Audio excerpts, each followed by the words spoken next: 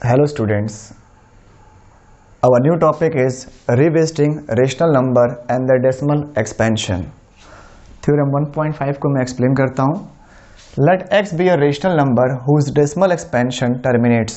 Then x can be expressed in the form p upon q, where p and q are co-primes, and the prime factorization of q is of the form 2 to the power n into 5 to the power m are non-negative integers. मतलब इसको explain करता हूँ कि अगर x जो है अगर कोई रेशनल नंबर है तो इसको हम लोग p अपॉन q के फॉर्म में एक्सप्रेस कर सकते हैं, जहाँ पे p और q जो है वो को प्राइम है और इस q का जो प्राइम फैक्टराइजेशन होगा वो 2 to the power n into 5 to the power m के फॉर्म में होगा, जहाँ पे ये n और m जो है ये नॉन नेगेटिव इंटीजर्स है, मीन्स जैसे 0, 1, 2, 3 ऐसे नंबर्स हो सकते हैं. ठीक. अब जो दूसरा थ्योरम है तुम्हारा थ्योरम 1.6. अब इसमें ये कह रहा है कि अगर कोई रेशनल नंबर है x, ठीक, तो अगर ये रेशनल नंबर है तो इसको हम लोग p अपॉन q के फॉर्म में एक्सप्रेस कर सकते हैं. फिर कह रहा है कि अगर इस q का जो प्राइम फैक्टराइजेशन है वो 2 टू द पावर n या 5 टू द पावर m इसकी फॉर्म में अगर है इसका प्राइम फैक्टराइजेशन, तो ये जो x है जो रेशनल नंबर वो क्या होगा, टर्मिनेटिंग होगा. टर्मिनेटिंग में आएगा. टर्मिनेटिंग तुम लोग जानते ही हो कि जिसका डेसिमल एक्सपेंशन क्या होता है कि स्टॉप हो जाता है. अब आता है थ्योरम 1.7. इसमें कुछ कह रहा है कि अगर x कोई रेशनल नंबर है तो रेशनल नंबर है तो इसको हम लोग क्या है p अपॉन q के फॉर्म में एक्सप्रेस कर सकते हैं. तो थ्योरम ये कह रहा है कि अगर इस q का जो डेसिमल एक्सपेंशन है वो अगर 2 to the power n into 5 to the power m के फॉर्म में नहीं है, मतलब इसके फॉर्म में अगर नहीं है किसी और फॉर्म में है, तो ये जो x है, ठीक, ये जो रेशनल नंबर है वो तुम्हारा क्या होगा, नॉन टर्मिनेटिंग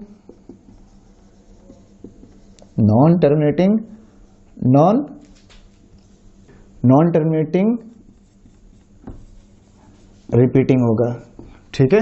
तो इन तीनों थ्योरम के बेसिस पे हम लोगों को एक्सरसाइज 1.4 सॉल्व करना है. ठीक है. अब हम लोग एक्सरसाइज पे आते हैं, एक्सरसाइज 1.4 पे. तो पहले क्वेश्चन में क्या है कि विदाउट एक्चुअल डिवीजन, मतलब इस 13 को 3125 से बिना डिवाइड किए हमें ये बताना है कि इसका जो डिवीजन या डेसिमल एक्सपेंशन आएगा क्या वो टर्मिनेटिंग होगा या नॉन टर्मिनेटिंग रिपीटिंग होगा. ठीक. तो अब हम देखते हैं. तो जैसा कि मैंने थ्योरम में बताया था कि सब कुछ डिपेंड करता है इस क्यू पे जो डिनोमिनेटर है. तो इसका हम लोग प्राइम फैक्टर निकाल लेंगे. प्राइम फैक्टर कैसे निकालेंगे हम लोग, 3125 इस तरीके से 5 से डिवाइड करेंगे, कितना आएगा 625. फिर 5 से करेंगे 125, फिर 5 से 5 टाइम्स, फिर 5 से, फिर 5 से. ठीक. 1 2 3 4 5 तो लिख सकते हैं 13 अपॉन 5 टू द पावर 5. ठीक. और लिख सकते हैं इसको 13 upon 2 to the power 0 multiply by 5 to the power 5. तो हम लोग देख सकते हैं कि जो उसका डेसिमल एक्सपेंशन है, ठीक, वो 2 to the power n into 5 to the power m के फॉर्म में है. ठीक. तो अब उससे मैच कर रहा है 2 to the power n into 5 to the power m के फॉर्म से, तो ये क्या होगा, टर्मिनेटिंग डेसिमल एक्सपेंशन होगा. तो since the prime factorization of 3125 is of the form 2 to the power n multiplied by 5 to the power m. So 13 upon 3125 will terminate. ठीक है. अब हम लोग आते हैं 7 और 8 क्वेश्चन में. इसको देखते हैं. तो नीचे का जो तुम देख सकते हो क्यू, ये ऑलरेडी क्या है, प्राइम फैक्टराइजेशन के फॉर्म में लिखा हुआ है. तो हम लोग यहाँ पे डायरेक्टली देख सकते हैं कि जो नीचे का पार्ट है ये 2 to the power 2, 5 to the power 7 और 7 टू द पावर 5, ये तुम्हारा क्या है 2 to the power n into 5 to the power m के फॉर्म में नहीं है. देखेंगे since the prime factorization of q is not of the form 2 to the power n into 5 to the power m. So 129 upon 2 to the power 2, 5 to the power 7, 7 to the power 5 will be non-terminating repeating. ठीक, तो non terminating repeating है। इस पे आते हैं 35/50। जैसा कि ये P अपॉन Q के फॉर्म में लिखा हुआ है और आप लोग पता है कि ये जो P अपॉन Q होता है वो क्या होता है, को प्राइम है। तो ये दोनों किसी एक पर्टिकुलर नंबर से, कॉमन नंबर से कट हो रहे हैं। किससे कट रहे हैं? 5 से। तो 5 7 जा और 5 10 जा, तो इसको लिख सकते हैं 7/10। अब इसका प्राइम फैक्टर निकालेंगे हम लोग, तो 7/2 इंटू 5 आ गया। अब ये 2 इंटू 5 क्या है, इसके फॉर्म में है 2 to the power n into 5 to the power m के फॉर्म में। तो लिखेंगे since the prime factorization of q is of the form 2 to the power n into 5 to the power m. So 35/50 will terminate. ठीक है।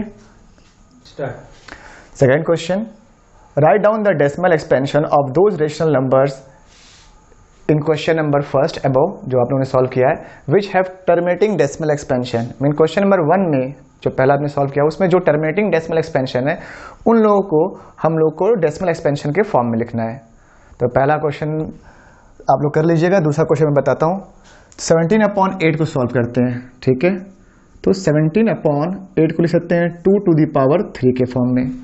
अब इसमें trick क्या लगाते हैं हम लोग कि अब तुम लोगों ने एक इंडिसेस में पढ़ा होगा कि a to the power m multiply by b to the power m, तो क्या आता है a into b whole to the power m बन जाता है, right.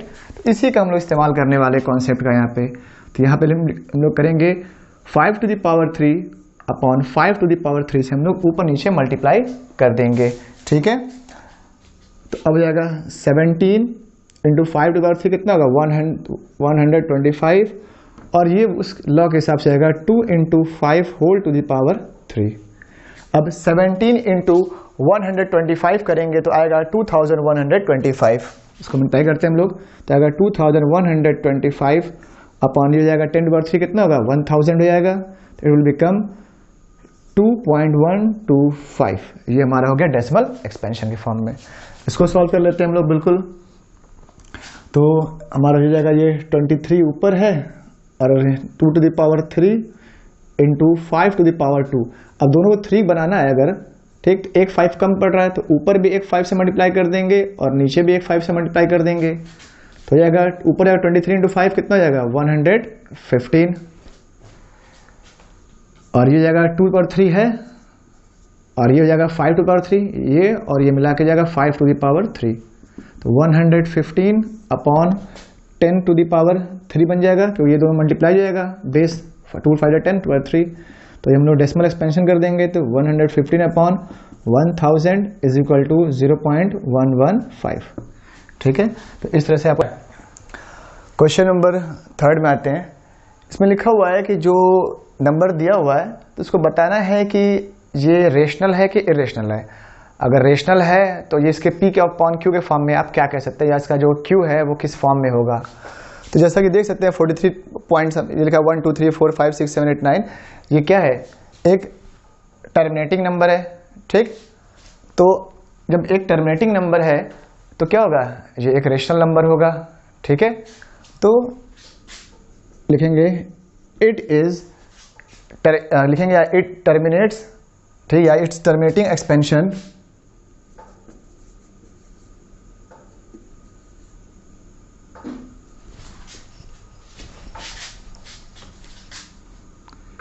since the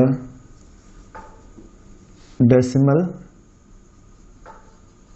expansion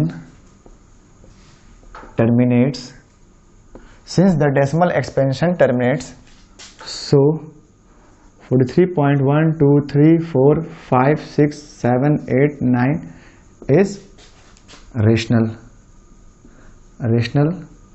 and Q is of the form 2 to the power n into 5 to the power m के form में हो जाएगा। टर्मिनेटिंग है, जैसे थ्योरम बता चुके हैं ना, जो टर्मिनेटिंग होता है उसका डेसिमल एक्सपेंशन क्या होता है 2 to the power n into 5 to the power m के फॉर्म में होता है। सेकेंड क्वेश्चन में आते हैं 0.120 1200, तो ना तो ये नॉन टर्मिनेटिंग है ना ये रिपीटिंग है, तो इसको हम लोग बोलेंगे since,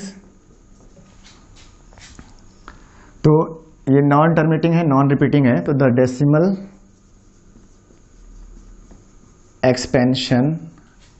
expansion is non terminating and non repeating, ठीक है ना। डेसिमल एक्सपेंशन नॉन टर्मिनेटिंग है और नॉन रिपीटिंग है, so it is a irrational number, ठीक, तो ये इर्रेशनल नंबर होगा, ठीक। अब थर्ड क्वेश्चन में आते हैं, since the decimal expansion is non-terminating and repeating, ठीक है। तो बता चुके हैं कि अगर नॉन टर्मिनेटिंग रिपीटिंग होता है तो क्या होता है, और रेशनल होता है। So the number is rational number, ठीक, and it's Q is of the form 2 to the power n into 5 to the power m, ठीक है, ठीक है। तो ये थर्ड क्वेश्चन भी हो गया। तो the decimal expansion is non terminating and non repeating, देख सकते हो ये नॉन टर्मिनेटिंग है क्योंकि एंड हो नहीं रहा है, और ये बार लगा हुआ है, बार का मतलब क्या हुआ, ये पूरा पार्ट जो है वो रिपीट हो रहा है। So the number is rational, तो ये क्या हो गया, एक रेशनल नंबर हो गया, और इसका Q जो है is not of the form 2 to the power n into 5 to the power m के फॉर्म में हो गया, ठीक है। तो इस तरह से आप लोगों का एक्सरसाइज कंप्लीट हो गया। Thank you.